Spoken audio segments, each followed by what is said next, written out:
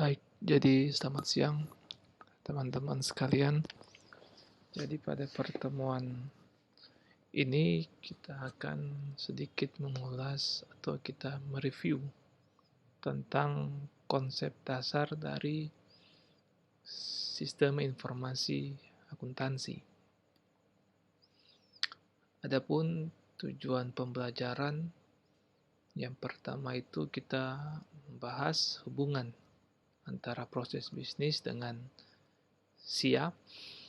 Kemudian kita akan sedikit mengenal tentang software akuntansi. Kemudian ada metode input proses bisnis. Kemudian ada juga pemrosesan data akuntansi.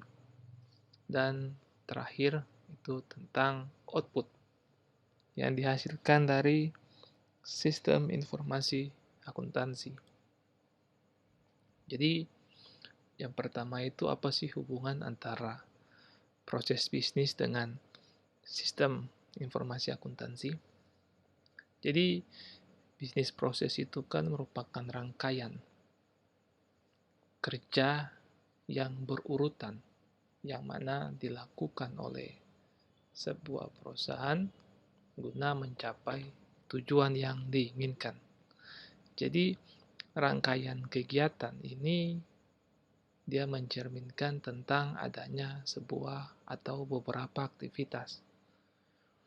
Jadi aktivitas-aktivitas yang berada di dalam proses bisnis ini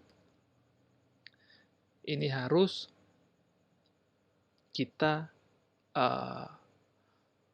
identifikasi tentang biaya-biaya yang muncul. Jadi penyebab munculnya biaya itu karena ada aktivitas. Nah, sehingga aktivitas-aktivitas ini bisa dibilang dia ditranslatekan menjadi sebuah transaksi.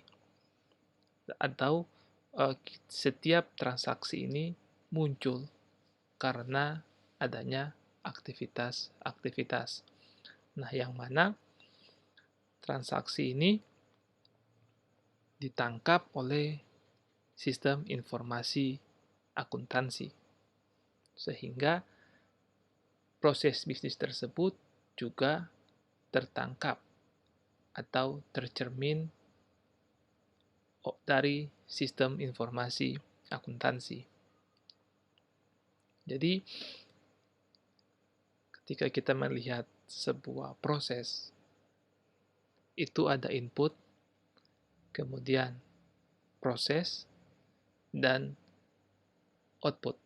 Jadi, input yang dimaksudkan di sini ialah salah satunya itu adalah transaksi pendapatan.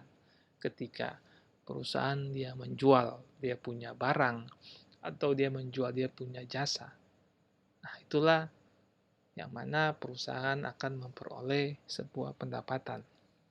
Ada juga transaksi pengeluaran. Gunanya itu untuk apa? Gunanya itu untuk mendukung kegiatan operasional atau mendukung kegiatan proses bisnis di dalam sebuah perusahaan. Nah, yang mana contohnya?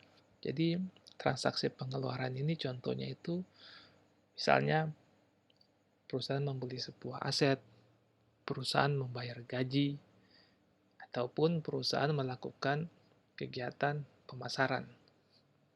Dan input yang lain ialah ada juga transaksi investasi, yang mana transaksi ini mencerminkan kegiatan investasi oleh sebuah perusahaan. Contohnya misalnya perusahaan membeli atau melakukan akuisisi terhadap perusahaan lainnya seperti itu. Nah, jadi transaksi pendapatan ini, kemudian ada transaksi pengeluaran, dan transaksi investasi ini diproses ke dalam jurnal. Jadi setiap transaksi-transaksi ini akan dilakukan penjurnalan. Nah, kemudian dari jurnal ini akan didetailkan atau diurutkan atau terdapat di dalam sebuah buku besar. Jadi ketika input ini merupakan kegiatan transaksi, kemudian proses ini ialah bagaimana kita mentranslatekan atau kita menangkap atau kita merumuskan atau bahkan kita mengidentifikasi setiap transaksi tersebut ke dalam jurnal yang mana akan tercermin di dalam buku besar. Kemudian dari buku besar inilah kita dapat menyajikan sebuah laporan keuangan yang mana ini merupakan hasil atau output dari rangkaian kegiatan bisnis atau bisnis proses. Nah, laporan keuangan sendiri ada dua. Yang pertama, laporan keuangan eksternal. Ini diperuntukkan untuk pihak-pihak selain manajemen perusahaan seperti masyarakat, investor, pemerintah, dan juga ada laporan keuangan internal yang mana digunakan hanya di dalam manajemen sebuah perusahaan sesuai dengan kebutuhan oleh setiap manajemen atau perusahaan. Kemudian kita berbicara atau kita mengidentifikasi apa sih software-software akuntansi yang saat ini sedang berkembang atau saat ini sedang booming atau bahkan yang sering dipakai. Jadi ada beberapa software yang digunakan baik itu untuk small business atau usaha kecil ataupun ada juga usaha menengah ataupun usaha-usaha lanjutan atau usaha-usaha yang sudah menggunakan ERP. Misalnya untuk usaha kecil itu ada software QuickBooks, kemudian ada Zero Accounting, kemudian untuk menengah itu ada Microsoft Dynamics, ada juga ada NetSuite. Nah, untuk perusahaan yang sudah menerapkan ERP ini sudah bisa dikategorikan ada dua jenis, yaitu Tier 1 dan Tier 2. Nah, untuk Tier 2 sendiri ini ada salah satunya ialah Microsoft Dynamics. Kemudian ada juga Epicor. Nah, dan untuk perusahaan yang menggunakan ERP Tier 1 ini ada Oracle, ada SAP. Jadi, apa sih yang menjelaskan atau perusahaan dikategorikan sebagai usaha kecil, menengah, atau bahkan perusahaan yang sudah menerapkan ERP ini apa sih? Jadi untuk perusahaan yang kecil itu pada umumnya itu pendapatannya itu lebih kecil dari 250.000 US dollar. Kemudian untuk perusahaan menengah itu pada umumnya itu pendapatannya itu di antara 250.000 dolar sampai 100 juta US dollar. Nah, kemudian untuk perusahaan yang baru atau pemula dalam penggunaan ERP ini pada umumnya itu pendapatannya itu kisaran antara 100 juta US dollar dan 500 juta US dollar. Nah, kemudian untuk perusahaan yang sudah dikategorikan perusahaan maju, ini pada umumnya itu pendapatannya itu di atas atau melebihi 500 juta US dollar. Nah, bagaimana di Indonesia sendiri? Jadi di Indonesia sendiri ini yang sering atau pada umumnya digunakan itu ialah software Accurate dan juga ada juga Mayop. Mayop ini kepanjangannya ialah Mind Your Own Business. Jadi kedua software ini yang seringkali digunakan di Indonesia. Nah, untuk Mayop sendiri atau bahkan Accurate sendiri ini banyak dipakai oleh universitas dalam rangka memberikan pelatihan kepada mahasiswanya terkait dengan pengenalan software akuntansi.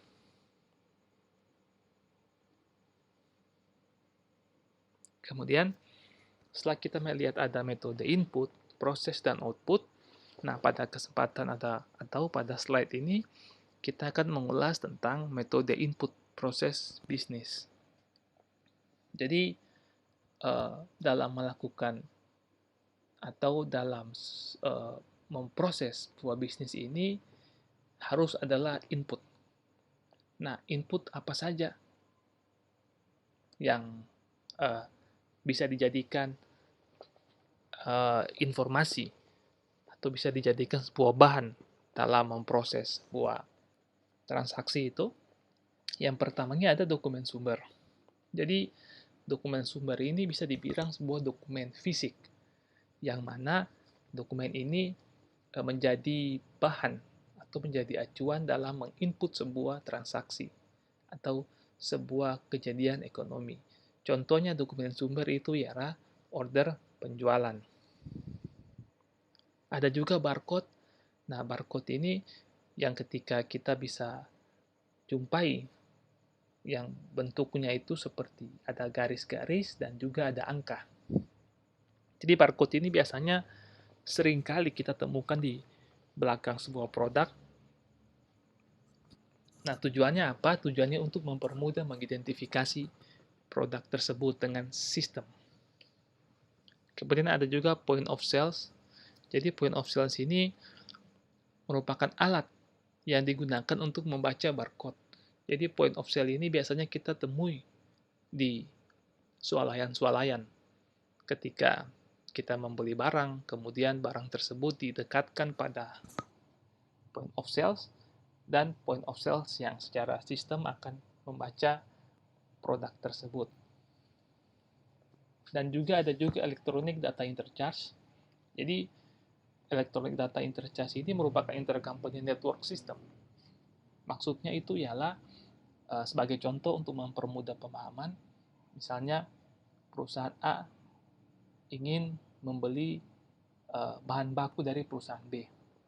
Nah, ketika perusahaan A dan perusahaan B ini sudah menjalankan electronic data interchange, itu maka dari tahap order sampai dengan pengiriman barang itu akan dibaca oleh sistem tanpa harus perusahaan A melakukan kontak fisik atau berkomunikasi secara face to face atau mengirimkan order pembelian, ataupun perusahaan A juga tidak perlu untuk mengirimkan bisa saja mengirimkan apa namanya request pembelian, ataupun perusahaan B tidak harus mengirimkan invoice ke perusahaan A. Karena dengan sistem ini, maka segala sesuatu sudah berjalan secara elektronik. Nah, yang terakhir itu ada e-commerce. Jadi, kenapa sih e-commerce juga bagian dari input? Karena e-commerce ini pada umumnya kan orang bilang e-commerce ini atau e-commerce ini atau e-business ini kan sesuatu yang sudah online, entah itu pembayaran, entah itu pemilihan barang, entah itu pembelian atau penjualan sudah secara online. Tetapi yang mau saya lihat atau saya sorot di sini ialah e-commerce yang dimaksudkan ialah kesepakatan secara online, yang mana kesepakatan inilah yang menimbulkan terciptanya sebuah transaksi. Makanya dari transaksi itulah yang dijadikan sebagai input untuk pemrosesan yang lebih lanjut. Kemudian setelah kita mengidentifikasi input, nah kemudian kita memproses sekarang input-input yang tadi disebutkan sebelumnya. Jadi untuk memproses data akuntansi ini ada dua. Yang pertama batch, dan yang kedua itu ada real time. Jadi pada pertemuan sebelumnya saya sudah jelaskan bahwa perbedaan antara batch dan real time. Jadi kalau batch ini umumnya itu transaksinya itu dalam jumlah yang banyak. atau dalam artian transaksinya itu yang banyak baru diproses. Jadi pengumpulan transaksi sudah beberapa atau sudah banyak baru mereka proses. Sedangkan untuk real time sendiri ini transaksi diproses ketika terjadinya. Jadi satu persatu. Jadi apa sih kelebihan dari kedua proses batch maupun real time ini? Untuk batch ini lebih efisien. Terus ada juga software lebih mudah untuk dipahami dan mudah dikendalikan. Maksudnya lebih efisien ini karena dia sekali proses. Dia menunggu transaksi sudah direkap semua baru dia proses. Dan juga ini lebih mempersingkat waktu untuk memproses atau bahkan mengirimkan data atau informasi. Kemudian software lebih mudah dipahami karena dia tidak sekompleks dengan sistem atau memproses secara real time. Sehingga proses atau softwarenya itu pun lebih sederhana penggunaannya. Kemudian mudah dikendalikan, ya karena tidak bisa dibilang dia tidak serumit dibandingkan dengan real time. Kemudian untuk real time sendiri kelebihannya itu ialah up to date, ya karena setiap transaksi ketika terjadi langsung diproses. Jelas itu menunjukkan bahwa transaksi tersebut up to date. Kemudian kesalahan terdapat diidentifikasi. Jadi ketika kita memproses sebuah transaksi dan ketika sedang kita proses transaksi itu pun kita keliru, maka kita dapat langsung melakukan identifikasi dan mudah untuk menyelidiki transaksi-transaksi mana yang kita melakukan kesalahan. Kemudian proses lebih cepat, iya, karena setiap transaksi datang langsung diproses tanpa harus menunggu dengan transaksi yang lainnya. Tetapi ada pun juga kelemahan dari kedua pemrosesan data ini. Untuk batch sendiri ini proses yang lebih lama, ya karena dia menunggu sampai sudah terkumpul dalam jumlah tertentu, baru diproses lebih lanjut. Kemudian integrasi yang sulit, ya karena ini akan membutuhkan sebuah data yang sangat banyak, karena mereka ini mengumpulkan data. Semakin banyak dikumpulkan, itu semakin bagus karena akan diproses secara batch, sehingga ini akan juga mengakibatkan kesulitan dalam mengintegrasi data-data. Kemudian kurang fleksibel, ya, ini karena harus dia melakukan proses menunggu, artinya dia tidak bisa dijalankan tanpa ada atau tidak bisa dijalankan secara terpisah, dia harus dijalankan secara bersama-sama. Nah, bagaimana dengan kelemahan dari real time? Yang pertama itu biaya mahal, ya, karena dia penggunaan sistem yang lebih modern dan lebih canggih dan juga lebih up to date. Kemudian sistem yang lebih kompleks, ya, karena ini harus menggunakan sistem yang lebih kompleks karena dia harus menggunakan sebuah sistem yang lebih cepat dan lebih up to date dan akses yang beresiko. Yang dimaksudkan akses yang beresiko ini, jadi karena sistem ini dia sangat fleksibel dan update, maka semua orang atau bukan semua orang, tetapi siapa saja yang memiliki otorisasi itu bisa dengan mudah untuk mengakses meskipun seseorang dengan otorisasi yang berbeda. Artinya kalau seseorang di otorisasi A itu bisa saja dia masuk ke dia bisa masuk ke yang B. Tetapi harusnya kan itu kan tidak boleh. Karena untuk A itu harus diotorisasi oleh si A, untuk B harus diotorisasi oleh si B. Tetapi pada real time ini bisa saja si A bisa otorisasi B ataupun B bisa otorisasi A karena sistem yang up to date dan juga lebih real time. Kemudian setelah kita melihat proses input proses, sekarang bagaimana kita lihat output yang dihasilkan dari rangkaian input, rangkaian proses sebelumnya. Jadi output yang dihasilkan dari sistem informasi akuntansi ialah dokumen ke pihak berrelasi. Jadi yang dihasilkan itu ialah, maksudnya dari dokumen pihak berrelasi ini ialah dokumen-dokumen yang dikirim ataupun diterima oleh perusahaan, tak itu berasal dari pihak supplier maupun pelanggan. Jadi ada dua dokumen contohnya, itu ada invoice. Invoice ini kan biasanya kita terima dari supplier atau kita terima dari pelanggan atau kita kirimkan kepada pelanggan. Nah, sedangkan cek ini biasanya itu kita melakukan pembayaran, entah itu kepada pelanggan atau kepada supplier, yang mana tidak hanya melalui rekening transfer bank, tetapi juga dengan melalui cek, yang mana pihak yang ditujukan ini dia dapat mengklaim atau dapat mencairkan dana tersebut kapanpun sesuai dengan kebutuhannya. Kemudian ada juga intradokumen. Jadi intradokumen ini contohnya pada perusahaan tuh ada jadwal monitoring, di mana ini biasanya ini pada pabrik, yang mana jadwal monitoring ini memuat siapa-siapa saja yang harus memonitoring apa-apa saja sesuai dengan schedule kerjanya. Kemudian ada juga jadwal produksi. Ini jadwal produksi tentang barang. Biasanya itu pada perusahaan manufaktur, kapan barang tersebut diproduksi dan pada jumlah berapa barang tersebut diproduksi. Ada juga kartu gudang. Kartu gudang ini juga biasanya pada perusahaan manufaktur. Ini terkait dengan stok atau inventory di gudang.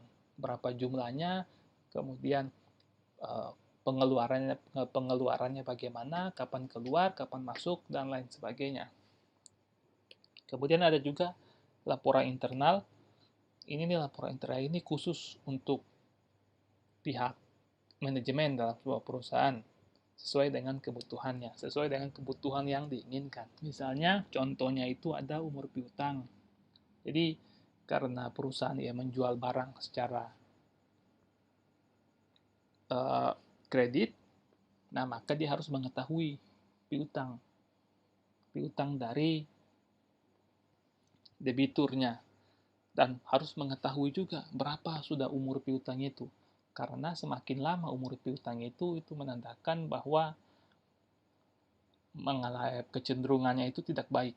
Harusnya itu kan piutang itu kan harus diterima lebih cepat, bukan diterima lebih lama. Kemudian ada juga laporan penjualan. Biasanya ini untuk melakukan evaluasi terhadap pihak marketing, bagaimana progres atau bagaimana capaian penjualan pada periode ini dibandingkan dengan periode sebelumnya. Dan yang terakhir itu ada laporan eksternal. Di laporan eksternal ini laporan keuangan yang diperuntukkan untuk pemerintah, investor, masyarakat. Yang mana laporan keuangan ini bisa berupa neraca, laba rugi, perubahan modal, kemudian arus kas, dan ada juga catatan atas laporan keuangan. Baik, sekian materi kita pada siang hari ini. Semoga materi ini memberikan manfaat bagi kita semua. Terima kasih.